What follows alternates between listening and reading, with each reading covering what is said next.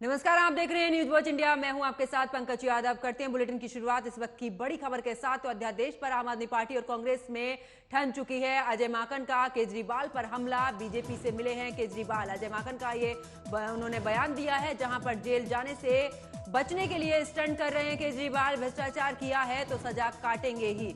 तो बड़ी खबर आपको बता रहे हैं, जहां पर आपको बता दें कि अब आम आदमी पार्टी और कांग्रेस के बीच में तनातनी नजर आ रही है। और इसी बीच आपको बता दें कि अजय माकन का केजरीवाल पर हमला, जहां पर उन्होंने ट्वीट कर लिखा है कि बीजेपी से मिले हैं केजरीवाल। जेल जाने से बचने के लिए ये स्टंटबाजी है केजरीवाल की। भ्रष्टाचार किया है तो सजा तो काटनी ही होगी। बड़ी खबर आपको बता रहे, जहां पर आपको बता दें कि अध्यादेश पर आम आदमी पार्टी और कांग्रेस में ठनी है। जहां पर बता दें कि अजय माकन का केजरीवाल पर हमला, और इस दौरान बीजेपी से मिले हैं केजरीवाल। अजय माकन ने आरोप लगाया, साथ ही कहा है कि जेल जाने से बचने के लिए स्टंटबाजी कर रहे हैं अरविंद केजरीवाल। भ्रष्टाचार किया है तो सीधी सी बात है, सजा तो काटनी ही होगी। बड़ी खबर आपको बता रहे, जहां पर अध्यादेश पर आम आदमी पार्टी और कांग्रेस में ठन चुकी है। अजय माकन का केजरीवाल पर हमला, बीजेपी से मिले हैं केजरीवाल। भ्रष्टाचार किया है तो सजा काटेंगे ही, अजय माकन ने यह कहा है केजरीवाल को लेकर। और इसी खबर पर ज्यादा जानकारी के साथ मेरे सहयोगी सत्यम मेरे साथ न्यूज रूम से लाइव जुड़ चुके हैं। सत्यम, जिस तरीके से अध्यादेश को लेकर लगातार आम आदमी पार्टी जो है वो सभी का रुख कर रही थी, पहले विपक्षी दलों से भी उन्होंने मुलाकात की थी, लेकिन अब अजय माकन का जिस तरीके से बयान सामने आया है, किस ओर इशारा कर रहा है? जी देखिए, इससे पहले आपको बता दें कि बीजेपी ने भी साफ कर दिया था, अगर अमित शाह की बात की जाए, कि इनके हाथ मिल सकते हैं, फोटो सेशन हो सकता है, लेकिन दिल और विचार जो है वो मिलना बेहद मुश्किल है। और वैसा ही देखने को मिल रहा है, क्योंकि पहली मीटिंग जिस तरीके से बिहार के पटना में हुई, लग रहा था कि महागठबंधन जो है वो एक साथ आ जाएगा, लेकिन इसके मीटिंग के बाद ही यहाँ पर अड़चनें आने लगी। और इसके साथ ही अगर बात की जाए अरविंद केजरीवाल की, तो उन्होंने साफ कर दिया कि दूसरी मीटिंग यानी कि विपक्ष की जो भी अगली मीटिंग होगी उसमें तभी वो शामिल होंगे जब विपक्ष की तरफ से ये कह दिया जाएगा, यानी कि कांग्रेस की तरफ से ये समर्थन मिल जाएगा अध्यादेश को लेकर, तभी वो आगे बढ़ेंगे, तभी वो आगे का कोई फैसला करेंगे। इसी को लेकर अजय माकन जो हैं उन्होंने बड़ा बयान दिया है। उन्होंने कहा है कि अरविंद केजरीवाल बीजेपी से मिले हुए हैं, इसीलिए वो विपक्ष के साथ आना नहीं चाह रहे हैं। उन्होंने एक ट्वीट भी शेयर किया है, बता दें कि 5 अगस्त 2019 का ये ट्वीट है, जब जम्मू कश्मीर में धारा 370 हटी थी, उसका समर्थन अरविंद केजरीवाल ने किया था। इसी ट्वीट का वो सहारा लिए हैं अजय माकन, और उन्होंने कहा है कि इस ट्वीट को आप लोग देख सकते हैं और इससे आप आकलन लगा सकते हैं कि अरविंद केजरीवाल बीजेपी के साथ मिले हुए हैं। इसके साथ ही उन्होंने एक बड़ा आरोप और लगाया है, जिस तरीके से उन्होंने कहा है कि अरविंद केजरीवाल लगातार भ्रष्टाचार किए हैं, उनके तमाम मंत्री जेल में हैं और इनको भी जेल जाने का डर सता रहा है, इस वजह से ये बीजेपी के साथ मिले हुए हैं। बिल्कुल सत्यम, क्योंकि साफ तौर पर देखा है कांग्रेस या और भी दूसरी पार्टियां हैं जो बीजेपी पर यह आरोप लगाती है कि जो बीजेपी में शामिल हो जाता है या बीजेपी का साथ देता है वो वॉशिंग मशीन में धुल जाता है, उसमें भ्रष्टाचार जैसे कितने भी आरोप हों वो सामने नहीं आते हैं। तो क्या लगता है इस ओर इशारा कर रहे हैं अजय माकन?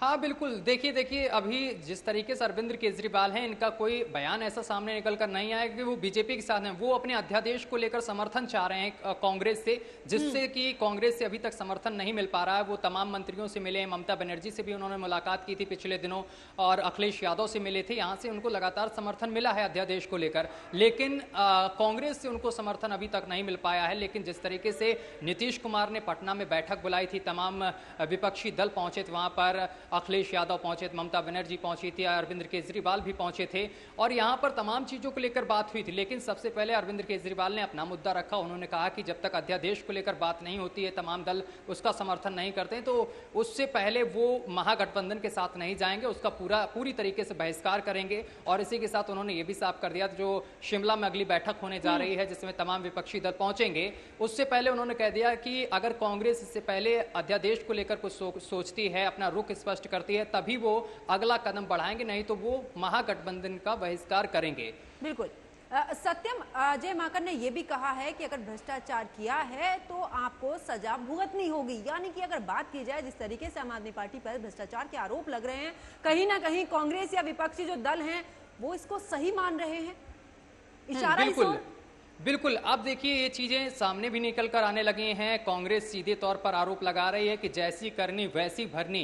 ये अजय माकन ने कहा है। उन्होंने कहा है कि जिस तरीके से आपने भ्रष्टाचार किया है उसका तो आपको फल मिलेगा, आपको जेल जाना ही होगा। और आप इसी वजह से विपक्ष का साथ नहीं दे रहे हैं, महागठबंधन का साथ नहीं दे रहे हैं, क्योंकि आपको डर सता रहा है जेल जाने का, क्योंकि बीजेपी लगातार आपको घेर रही है। और इसी को उन्होंने बताया है कि वो बीजेपी के साथ हैं, अरविंद केजरीवाल। और इसके साथ ही उन्होंने कहा है कि अगर वो हमारे साथ आएंगे तो बीजेपी इन्हें जेल भेज देगी।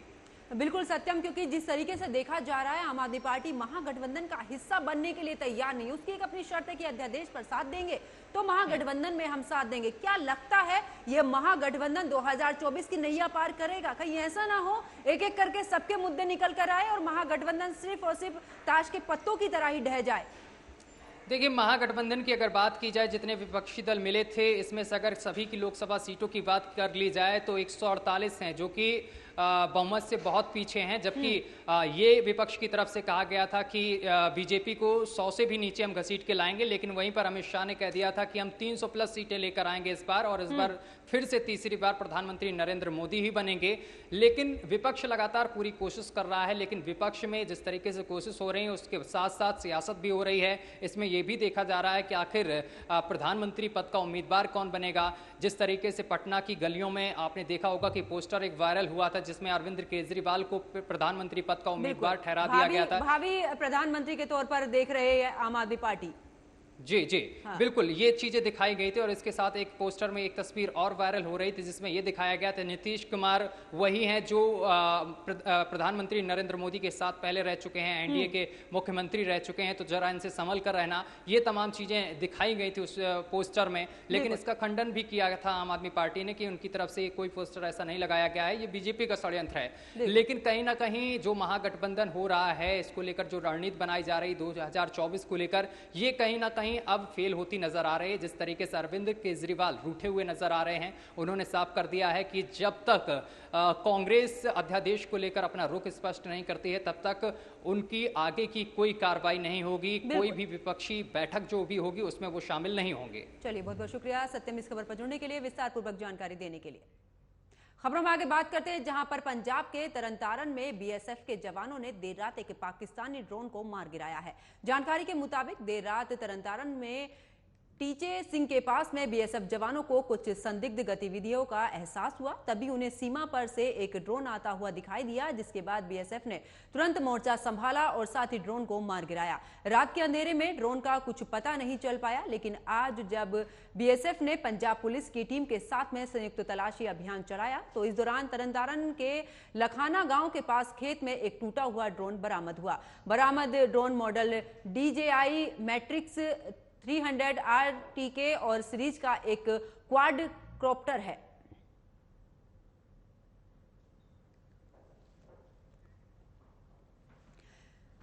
तो देखिए, बीएसएफ ने पंजाब की सीमा पर एक पाकिस्तानी ड्रोन को मार गिराया है। आपको बता दें कि बीती रात की अगर बात की जाए तो बीएसएफ को कुछ ऐसी हरकत होने की खबर सामने आई थी, जिसके बाद में बीएसएफ ने इस पर तुरंत एक्शन लेते हुए इस ड्रोन को मार गिराया। साथ ही बता दें कि रात का अंधेरा होने के वजह से ड्रोन का पता नहीं चल पाया, लेकिन सुबह जब पंजाब पुलिस के साथ में सर्च ऑपरेशन चलाया गया तो इस दौरान एक खेत से ये ड्रोन बरामद हुआ है।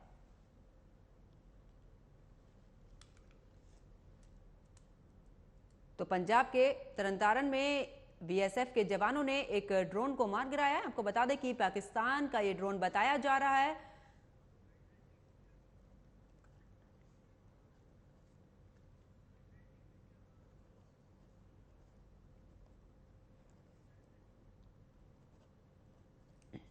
और इसी पर डिफेंस एक्सपर्ट कर्नल टीपी त्यागी मेरे साथ में जुड़ चुके हैं। बहुत बहुत स्वागत है कर्नल आपका न्यूज वॉच इंडिया पर। टीपी त्यागी जी, जिस तरीके से पाकिस्तान के जो हालात हैं वो किसी से छुपाए नहीं छुपे जा रहे हैं, लेकिन बावजूद उसके इस तरीके की हरकत जो पाकिस्तान करता है बार बार भारत के लिए कि ड्रोन भेजना, इस तरीके की क्या कुछ कहना इस पर?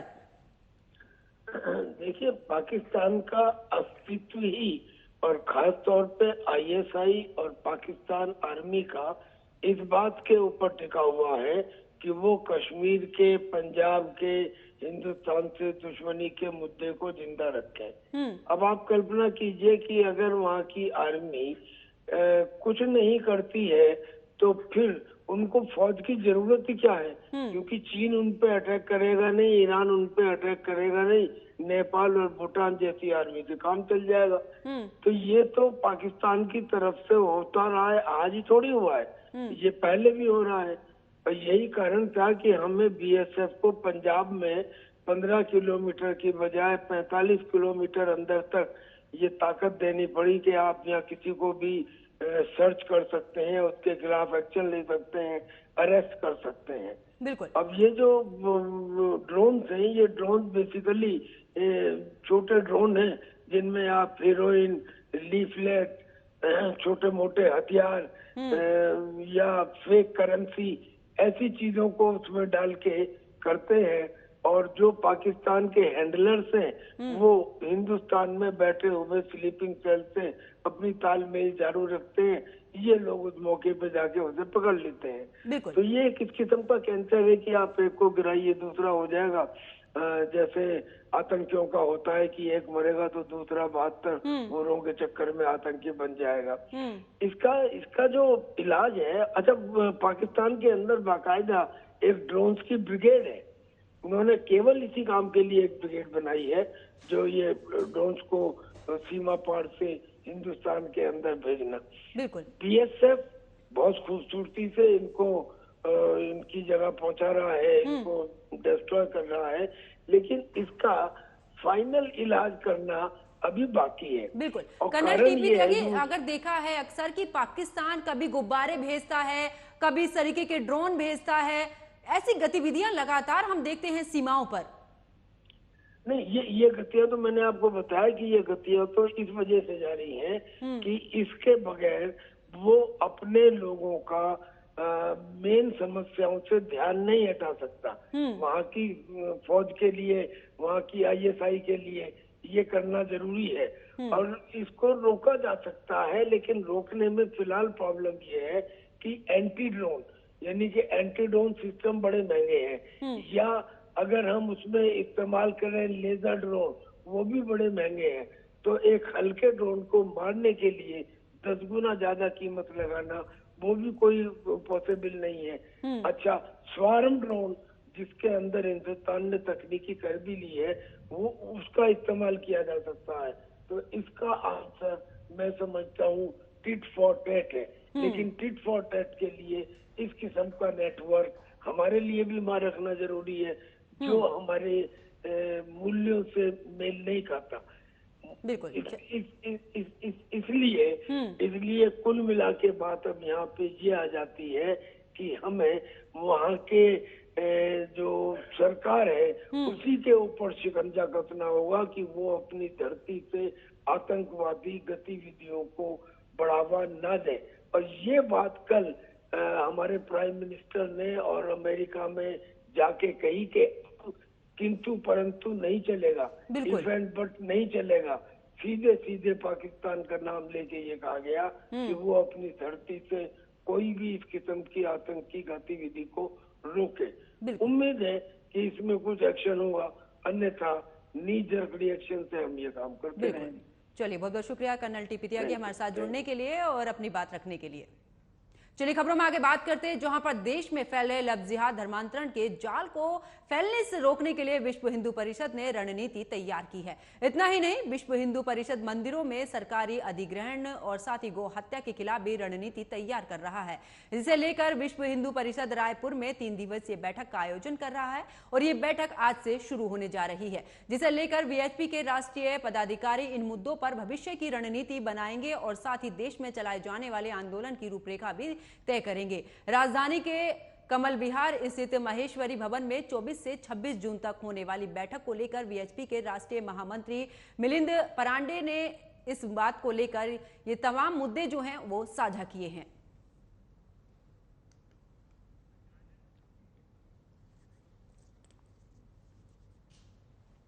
और इसी खबर पर मेरे साथ में हिंदू धर्मगुरु आचार्य मधुर जी महाराज मेरे साथ में जुड़ चुके हैं। मधुर जी महाराज, बहुत बहुत स्वागत है आपका न्यूज वॉच इंडिया पर।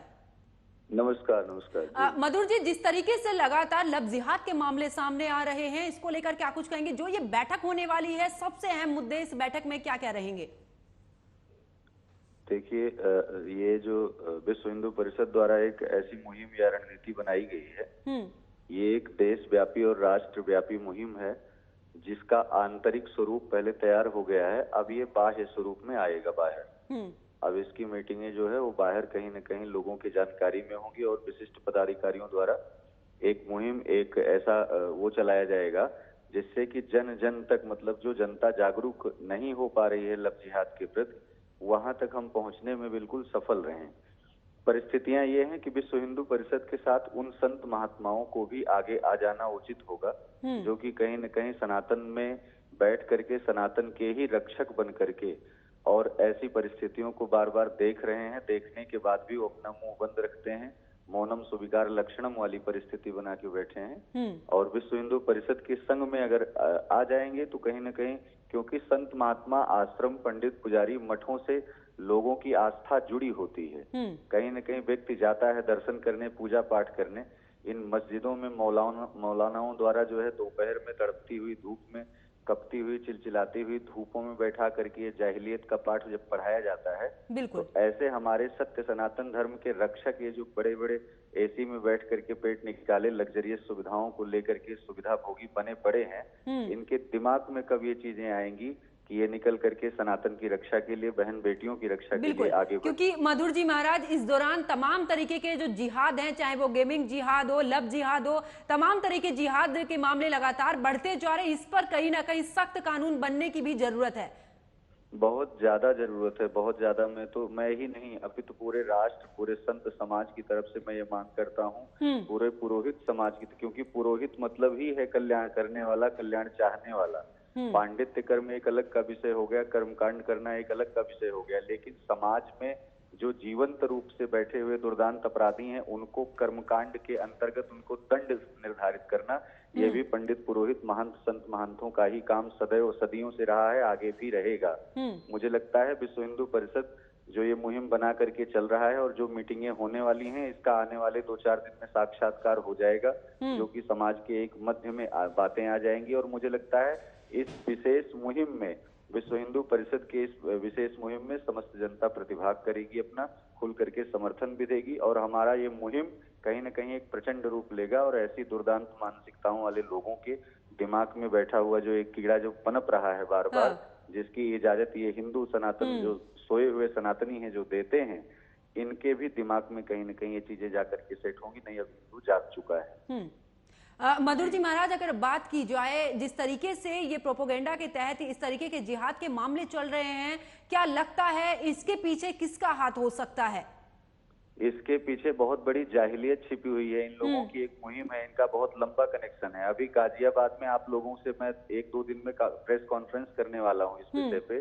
गाजियाबाद में एक ऐसा जिहादी हमारे संज्ञान में आया है जो 4-4 हिंदू लड़कियों के साथ उसके जो है मतलब फोटोज पड़े हुए हैं, उसने वीडियो बना करके रखा है। वो चारों बच्चियां मुंह खोलने को तैयार ही नहीं हो रही हैं। उसका कारण कि आपत्तिजनक परिस्थितियों में उनकी फोटो ले ली गई है। और दूसरा ये भी है कि उसकी शादी हुई है, शादी होने के साथ उसके बच्चे भी हैं। तो कहने का मतलब व्यक्ति विशेष नहीं, ऐसी मानसिकता वाले, ऐसी जाहिलियत जो इनके जीवन में पनप रही है और इनको जो बढ़ावा दे रहे हैं, ये अपराधी इसी भारत देश में रह करके इसी भारत को एक दीमक की तरह खाने का काम कर रहे हैं। मुझे लगता है समय रहते अगर इनकी सोच को इनको नहीं कुचला गया तो आगे ये भारत को, भारत की संस्कृति को ऐसा छलावा दे रहे हैं कि उसमें भारतीय बच्चियां, छोटी छोटी बच्चियां शिकार हो रही हैं और वो फ्रिज में जाकर के टुकड़े हो करके वहां फ्रिज में रखी जाती हैं। उन माँ बाप को भी सोचना चाहिए कि हमारी बच्चियां कहाँ जा रही हैं, नौकरी करने जा रही हैं, शिक्षा लेने जा रही हैं, कब आई, कैसे आई। माता पिता केवल अपने धन के उगाही पर, धन कमाने के विषय में ध्यान दिए हैं, जिसके कारण से परिवार में इतनी बड़ी विडंबना का सामना करना पड़ रहा है। क्योंकि इतनी बड़ी वारदातें सामने आ रही हैं। आचार्य मधुर जी महाराज जी, बहुत बहुत शुक्रिया आपका हमारे साथ जुड़ने के लिए। चलिए खबरों में आगे बात करते हैं, जहां पर असम के कई हिस्सों में पिछले कई दिनों हुई भारी बारिश की वजह से आई बाढ़ से हाहाकार मचा हुआ है। कई गांव, कस्बे और खेत पूरी तरह से जलमग्न हो गए हैं। इतना ही नहीं, प्रदेश के 19 जिलों में करीब 4.98 लाख लोग इस बाढ़ से प्रभावित हुए हैं। पिछले 24 घंटे में नलबाड़ी जिले में एक शख्स बाढ़ के पानी में डूब गया। बता दें कि ब्रह्मपुत्र नदी का जलस्तर जोरहाट जिले के नेमाटी घाट और साथ ही धुबरी मानस नदी और पगलादिया नदी में भी खतरे के निशान से ऊपर बना हुआ है। जानकारी के मुताबिक बाढ़ से सबसे ज्यादा बजाली जिले में लोग प्रभावित हुए हैं। तो वहीं जिला प्रशासन ने बाढ़ प्रभावित जिलों में 140 राहत शिविर और साथ ही 75 राहत वितरण केंद्र भी बनाए हैं और करीब 35,142 लोगों ने इन राहत शिविरों में शरण ली है। कई लोगों ने सड़कों में, ऊंचे इलाकों और साथ ही तटबंधों पर शरण ली है। इस बाढ़ की वजह से घरेलू जानवर भी प्रभावित हुए हैं।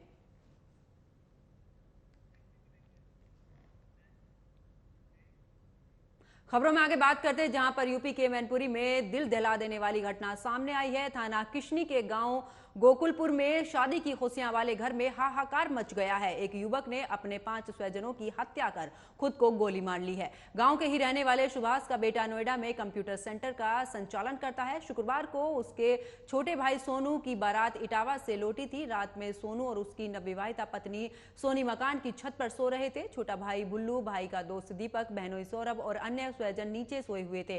रात करीब 3 बजे शिववीर ने पहले छत पर सो रहे सोनू और उसकी पत्नी सोनी की गंडासे से हमला कर हत्या कर दी। फिर भाई बुल्लू और साथ ही भाई के दोस्त दीपक, बहनोई सौरभ को भी इस दौरान उनकी हत्या कर दी। अपनी पत्नी डोली और पिता सुभाष चंद को भी गंडासा मारकर घायल कर दिया। वहीं चीख पुकार सुनकर लोग उसे पकड़ने के लिए उसकी कोशिश की गई तो वो भागकर घर के पीछे चला गया, जहां पर खुद को भी सिर में गोली मारकर उसने आत्महत्या कर ली।